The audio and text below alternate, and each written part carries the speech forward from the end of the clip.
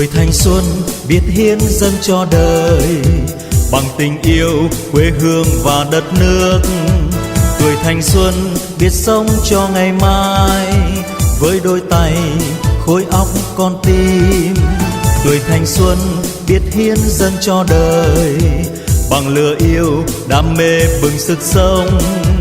Tuổi thanh xuân biết đắp xây tương lai, quyết chung tay đất nước đẹp giàu.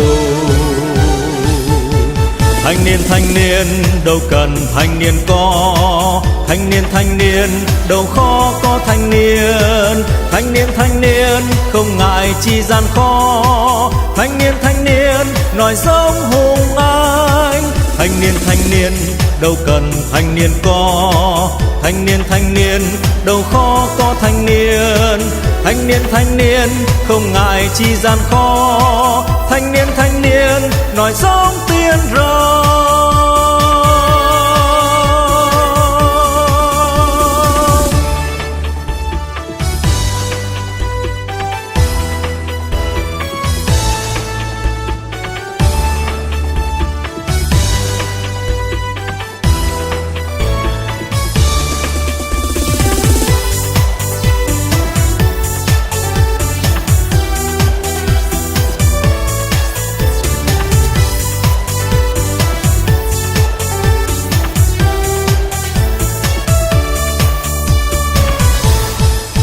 Tuổi thanh xuân biết hiến dâng cho đời, bằng tình yêu quê hương và đất nước.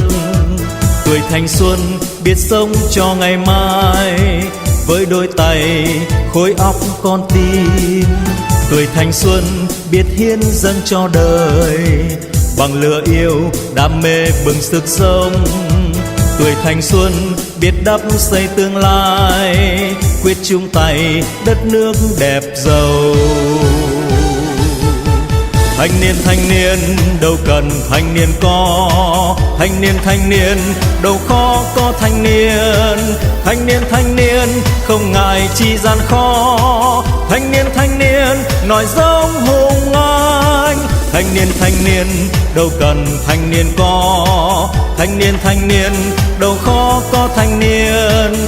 Thanh niên không ngại chi gian khó, thanh niên nói giống tiên rồng.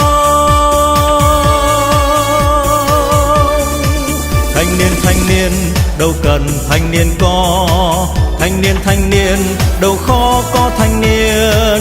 Thanh niên không ngại chi gian khó, thanh niên nói giống hùng anh.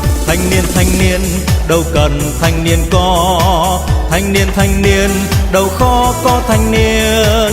Thanh niên không ngại chi gian khó, thanh niên nói giống tiên rồng.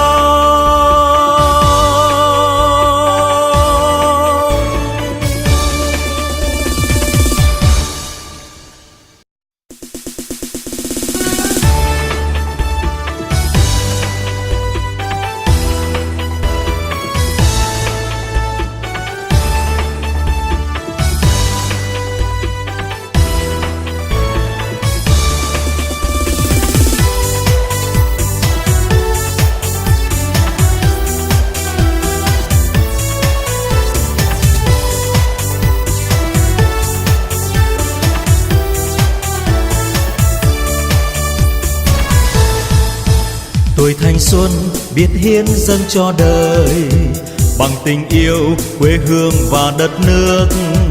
Tuổi thanh xuân biết sống cho ngày mai, với đôi tay khối óc con tim. Tuổi thanh xuân biết hiến dâng cho đời, bằng lửa yêu đam mê bừng sức sống.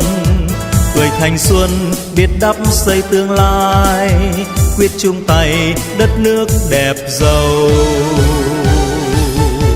Thanh niên đâu cần thanh niên có, thanh niên đâu khó có thanh niên. Thanh niên không ngại chi gian khó, thanh niên nói giống hùng anh. Thanh niên đâu cần thanh niên có, thanh niên đâu khó có thanh niên. thanh niên không ngại chi gian khó. Thanh niên nói giống tiên rồi.